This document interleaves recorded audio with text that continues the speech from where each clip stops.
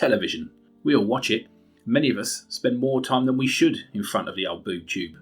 And in doing so, we build relationships with the shows and the characters within, much more so than we might do when watching a film for 90 minutes. This level of attachment puts us at much more of an emotional risk, and when the time comes for a character to meet their demise or events to take an emotional turn, we can be left devastated. Now, I'm not What Culture or Watch Mojo. I can't lay claim to having watched every TV show in existence, but what I can do is walk you through my experiences of television and those moments that really pulled on my heartstrings. Some of you may not consider these moments all that emotional, and that's okay. We're all different. Let me know what those moments were that did impact you in the comments below. And it should go without saying, spoilers ahead. So, in no particular order. When I was at university, we had no TV or TV licence. So what we watched would often depend on what one of us had decided to download on Kazaa or LimeWire that week. One of my housemates developed an unhealthy obsession with Scrubs and watched it endlessly, which unfortunately meant that I also watched it endlessly. I felt that Scrubs always did a good job of balancing the humour of the show with those inevitable sad and emotional moments that would come with hospital life. The one that stands out the most for me was the death of Dr. Cox's brother-in-law, Ben, played by Brendan Fraser. In the episode, My Screw Up, Ben is visiting for Dr. Cox's son's birthday party. Ben was previously diagnosed with leukemia, which has now gone into remission. However, he had missed his last few screenings, so Dr. Cox makes him go get another one. Meanwhile, JD is called to resuscitate a patient who has gone into cardiac arrest. Dr. Cox is then informed the patient died and angrily blames JD for the death, sending him home, despite Ben's efforts to convince Cox that it wasn't JD's fault. 2 days later, Cox has been at the hospital for 60 hours straight.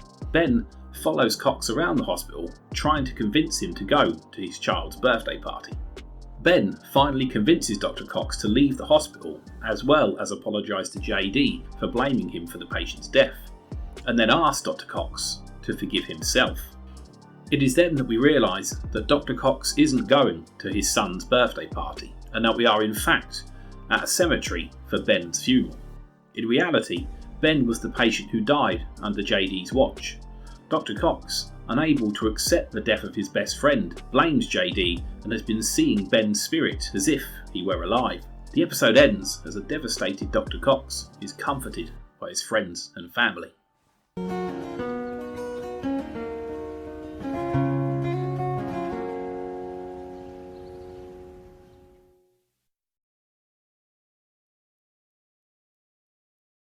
In an example of tragic life events impacting the events of a TV show, actor John Ritter, who played the likeable dad Paul, sadly passed away. It was decided that the TV show would continue and that we would see the family dealing with the death of their father.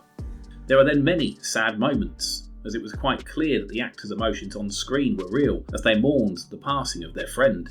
But the moment that got me was when they sit down as a family to read the last ever magazine article that their father wrote, and it turns out to be a love letter to his family. Having grieved with these characters, this moment was perfect, as it brought a small moment of happiness back into their lives and allowed them to reflect on just how much their dad loved them, and vice versa. And it's the knowledge that my wife and kids love me that makes it safe for me to wear pajamas and black socks to the breakfast table. Oh my God. Dad, thank you.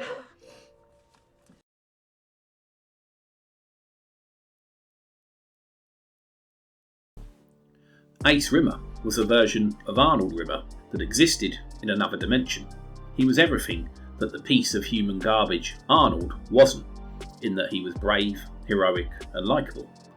Ace pops up a few times throughout the series, as he would hop from dimension to dimension doing heroic deeds.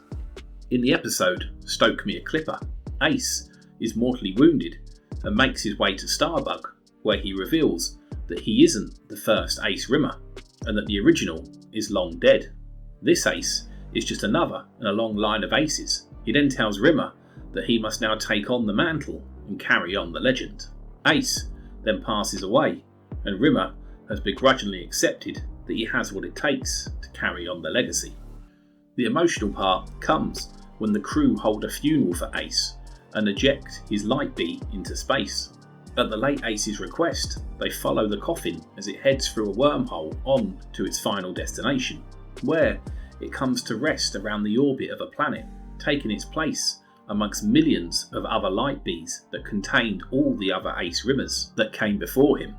It is then revealed that there have been so many Ace Rimmers that the light bees make up the rings that surround the planet. Rimmer then understands that it is his destiny to become Ace Rimmer. When Red Dwarf is at its best, it's one of the best written shows in TV history, and this episode is one of my favourites.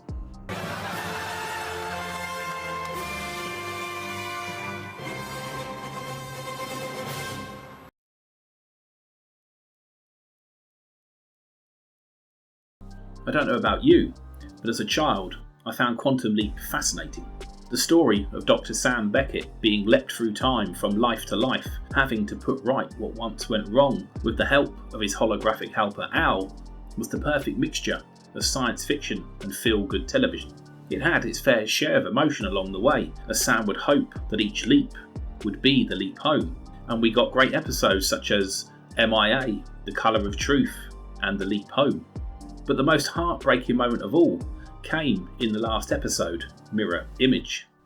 As the episode unfolds, we are basically told that Sam has a choice. He can leap home if he wishes, something Sam has longed for 5 seasons, or carry on leaping.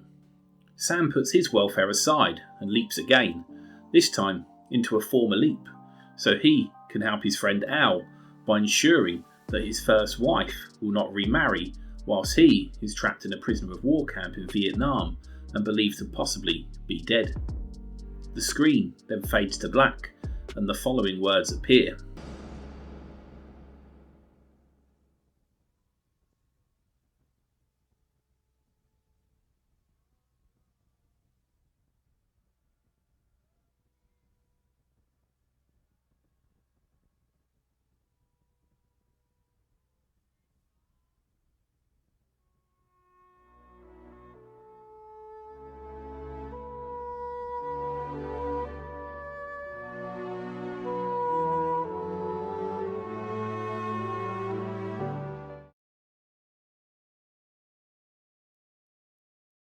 Futurama had a number of episodes that would hit you in the feels, such as The Luck of the Fryrish and Time Keeps on Slipping.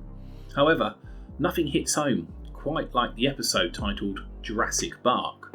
Fry has discovered his old dog, Seymour, fossilised and on display at a museum. Fry then manages to convince the museum to return the dog to him. Upon examination by Professor Farnsworth, it is discovered that it will be possible to clone Seymour using a DNA sample contained in the fossil. Fry is excited to have his best friend from the 20th century back, and the professor begins the cloning process, noting that Seymour died at the age of 15, meaning he lived a further 12 years after Fry was cryogenically frozen. Fry then decides not to clone Seymour, as it's clear he moved on, living another 12 years, and it's most likely that he forgot all about Fry. We are then shown a flashback that shows that Seymour waited for Fry outside of his workplace. The years are then shown as going by as Seymour is sat waiting for Fry's return, which never came. Seymour then dies on that very spot, waiting for his friend. For 1,000 summers, I will wait for you.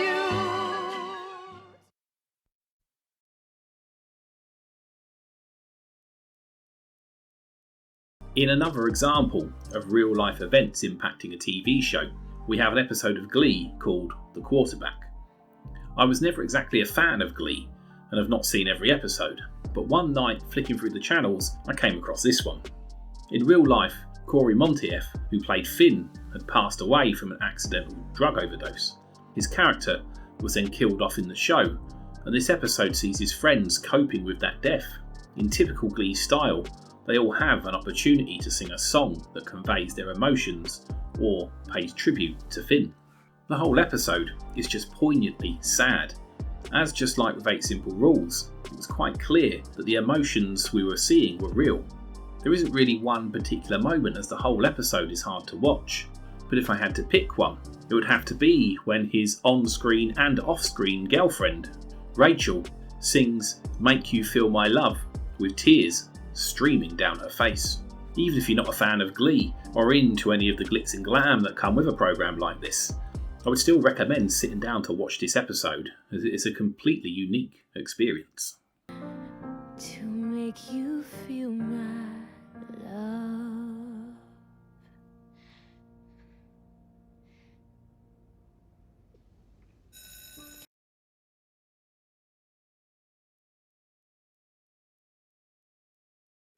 24 was another programme that was popular viewing during university. Season 1 sees CTU agent Jack Bauer experiencing the worst day of his life, as he is having to deal with a terrorist threat and the fact his family have been kidnapped and are being held hostage. Jack goes through hell and eventually manages to neutralise the terrorist threat and rescue his family.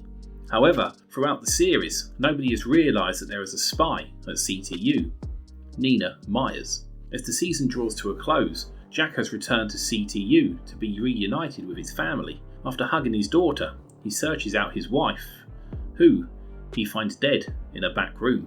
Terry had walked in on Nina and heard her speaking in a foreign language to her co-conspirators. Deeming it too risky to leave Terry alive, Nina had tied up Terry and executed her in order to try and facilitate her escape from CTU.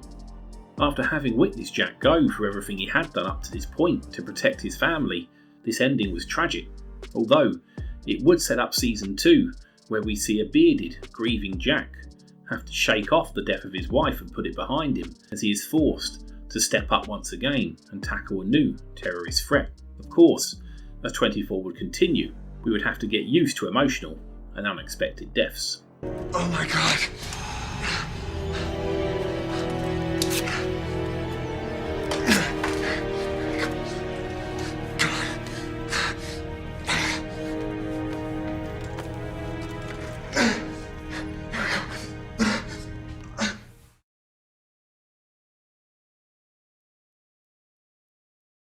With the length of time that the WWE have been going, there have been many sad moments, both scripted and unscripted. But the one that resonates the most with me was the night that Adam Copeland, aka Edge, retired from the Squared Circle. Edge was a hugely popular performer both as a tag team wrestler and a solo competitor. On the episode of Raw that aired on the 11th of April 2011, Edge made his way to the ring and shocked the whole of the WWE universe by announcing that due to injuries, he was being forced to retire.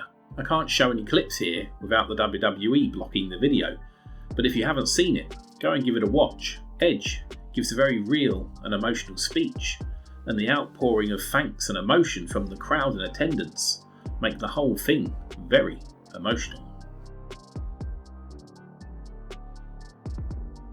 There are, of course, many deaths in The Sopranos, but none I feel are more tragic than Adriana's. She was the girlfriend of Christopher and has stuck with him through thick and thin in the previous 4 seasons. It wasn't always plain sailing, but you always felt that she had Chris's best interests at heart. Circumstances then led to the FBI taking an interest in her, and she is forced to become an informant. Even then, she seems to go out of her way not to supply any real information on Tony or Chris, just giving what she needs to keep the FBI off her back. Then she comes clean to Christopher in the hope that he will leave the gangster life and run away with her. It doesn't work out, as Christopher beats her to within an inch of her life and then tells Tony of the deception. It then seems that she is going to escape, as we see her trying to leave town, but then she gets a call off Tony saying that Christopher is in hospital after a failed suicide attempt, and sends Silvio to pick her up to take her to see Christopher. Of course, this is a lie, and we then watch as Silvio drives her out into the middle of nowhere and kills her. What made this all the more tragic was that we were given the impression that Adriana might just manage to achieve what nobody else in the show could and escape the gangster life. No!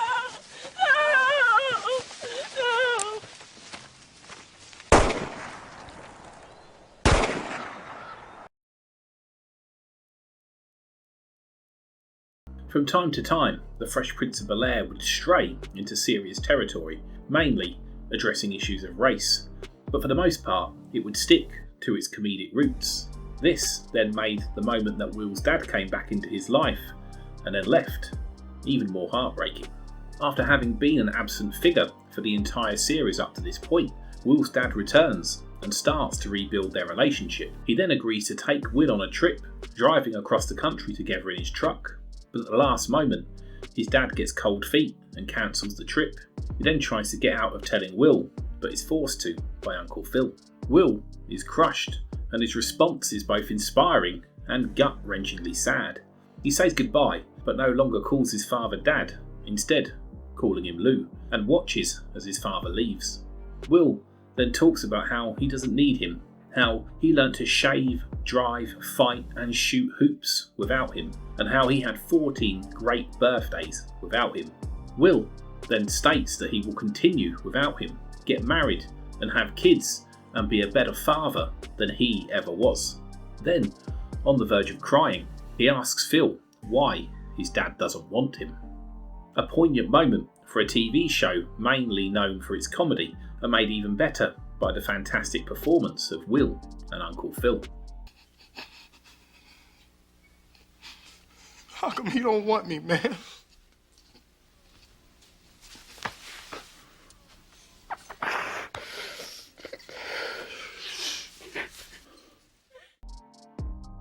I do realise that there aren't any current TV shows that made the list. I don't know whether that speaks more of the quality of TV these days, or that I've become more cynical and less emotional with age. There are of course many other sad moments in TV history. When I was preparing for the video, I actually had a list of over 20 moments, some from more modern shows, so maybe I will approach this subject again in the future, but I might do some happier videos first. Like I said, feel free to share your experiences of those sad television moments in the comments below.